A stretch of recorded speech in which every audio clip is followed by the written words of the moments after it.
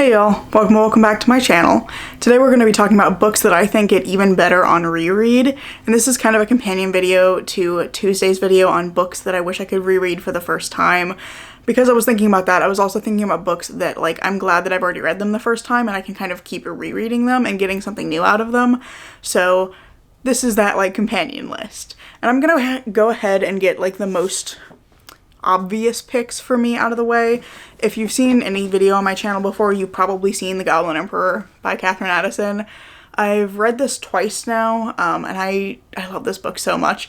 This is about Maya, who's a half goblin, half elf, and he unexpectedly becomes the emperor of the elf empire when his father and all of his half-brothers are tragically killed in an airship accident. So he's suddenly, like, pushed into a society he knows basically nothing about because he's been raised in exile, and he has to get to grips with that society, try to figure out how to be a leader when he has no training for that whatsoever. And he's also just like a sweet cinnamon roll kind of character, and he wants so much to make this world a better place because it's a really dark, very oppressive world, and he wants to, like, try and make an impact on that and change that for people. So this is really about his journey of kind of discovering what he's capable of and growing into the role of emperor. And I love it so much. I definitely got more out of it on the second read because I think this one's really fun. There's a lot of, like, politics and machinations going on, and it's fun going through the second time and seeing all of those pieces being laid, seeing everything kind of falling into place and figuring out what's gonna happen and kind of seeing all of that machinery in the background that's making all of the plot run. I think that's really fun, and I also feel like I get something slightly different out of it from the first read versus the reread, because I feel like the first read you really feel like you're, or at least for me, I was really focusing in on, like, the elements of power and justice that are kind of centered on Maya and how he's interacting with people, but there's also some really interesting things in here about, like, the roles of women and the ways that the women in the world are making space for themselves in a world that is very oppressive to them. There's also this aspect of, like, people who are queer finding spaces for themselves or making spaces for themselves in a world that is, again, very oppressive to them. There's a lot about, like, class and class differences. There's just so many different aspects to this. It's just such a well thought out world and story that I feel like I'm going to continue to get something new out of it every time I reread it. Actually, I think I'm due for a reread. I try to reread it around the summertime, which is when I first read it, which is funny because it's actually set in, like, winter. But yeah, this book is just fantastic, and I think it's so intricate that I'm going to get something new out of it every time. Similarly, I think another one, whoops, sorry, bumped the camera. I think another one that's not going to surprise anyone who's seen any of my older videos is Frankenstein by Mary Shelley. I wrote one of my 2 thesis papers on this. I love this book so much. This is an illustrated copy that I really like. See if I can find a cool illustration to flip to. I got kind of that. Obviously there's a nice illustration on the cover. Let's see if I can find another one. Got, like, that. I love this edition of it, but I love the story of Frankenstein so much because Frankenstein is a little trash gremlin.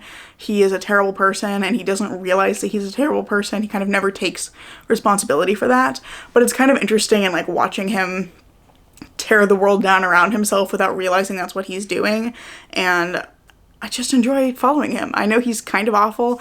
I know some people find him very annoying, but I actually really liked that aspect of his character. And I like that this is another book kind of similar to The Goblin Emperor, where I feel like I get something completely different out of it every time I read it. This one I've read several times. I read it's like 1832, I think it's maybe 1830s-ish, sounds right, for the kind of most common edition of Frankenstein, but there's also, like, an 1816 version that had a different, I think it's slightly different, I don't know, context, subtext written into it. It's interesting reading both of them. At some point I want to reread both of them side by side and, like, really see those differences, but the way that it thinks about, like, life and death is a little bit different, and science and religion, but that's, you know, just a handful of the things it's thinking about. It's thinking about life and death and resurrection, but also religion and science and whether those things can kind of, like, coexist, and the different ways that people deal with grief, I think, is a big theme as well. There's just like a million different topics that you could dig into in Frankenstein. The paper that I wrote about it was about different frameworks of justice and the ways that those get leveraged in the book. So there's like a lot of different things you could think through with Frankenstein, but also I just think it's a fun story. So it has that nice blend of like being entertaining, but also having this like deeper layer that if you want to dig into it, you can do that and get a lot out of it. So those are, I think, my two most obvious picks. But the rest of these are ones that I love. A couple of them I've talked about a few times. They're just some of my favorites. So another one that I feel like you get more out of, but not in quite the same way on a reread, is Network Effect by Martha Wells. This is the only of the Murderbot books I've reread so far, so that's why I'm picking this one specifically, although I suspect I would feel the same about the other books. But this one, being the first full novel in the series, has a lot of stuff in it about like identity, because this is a book about Murderbot having an identity crisis while also having to deal with lots of really horrific things.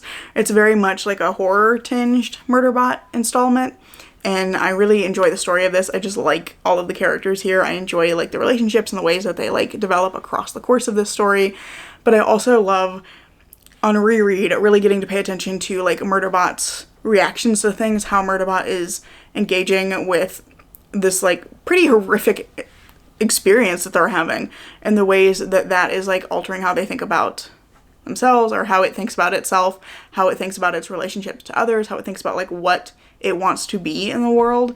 And I just really enjoyed that like journey of self-discovery from Murderbot, and I think on reread you really get more space to pay attention to that. Hang on a second, I gotta let my cat out. He's staring at the door. Hank, why have you trapped me? Okay, the cat has been freed.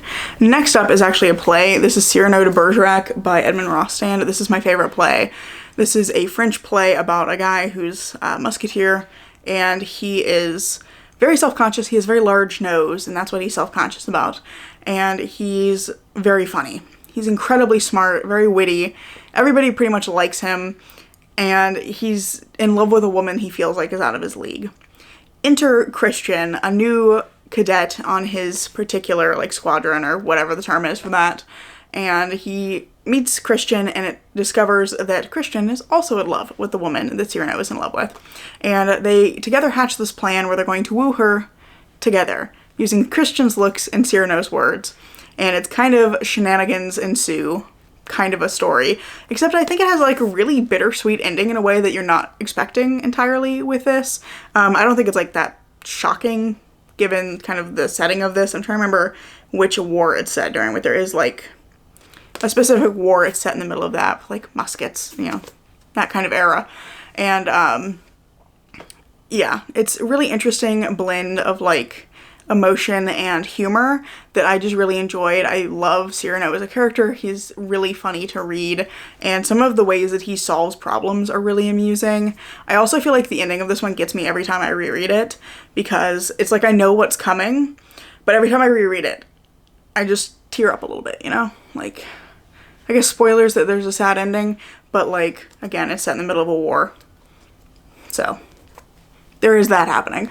So I don't think it's totally shocking, but I love the humor in this. I love the resolution of this plan that Cyrano and Christian have, and the ways that that is both like funny and serious, and the ways that they both kind of like grapple emotionally with what they're doing.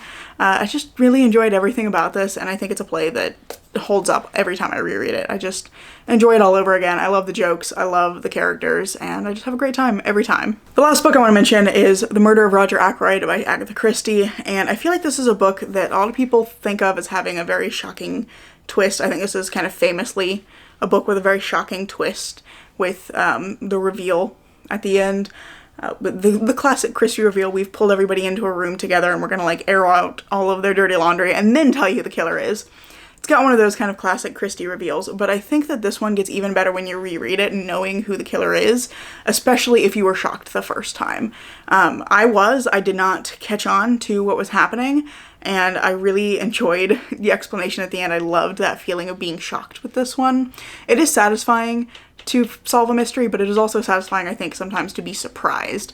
And I really enjoyed the twist here. I think it's really fun. And I think that rereading this, you get to see all those little pieces that you missed earlier on and think about, like, how did I miss that? And I think it just makes the experience of rereading it just as enjoyable as that first read when you didn't know what was happening. So I love this. I've reread it a couple of times. I just love the way that the pieces kind of fall into place and you realize what's happening and you see how all of that has been set out for you, the way that you could figure that out, but you either, you know, have and are satisfied with yourself for doing so, or you haven't, and you get that, like, really fun, shocking surprise at the end. But knowing how it's all coming together is just really neat. And I really enjoyed the experience of rereading this.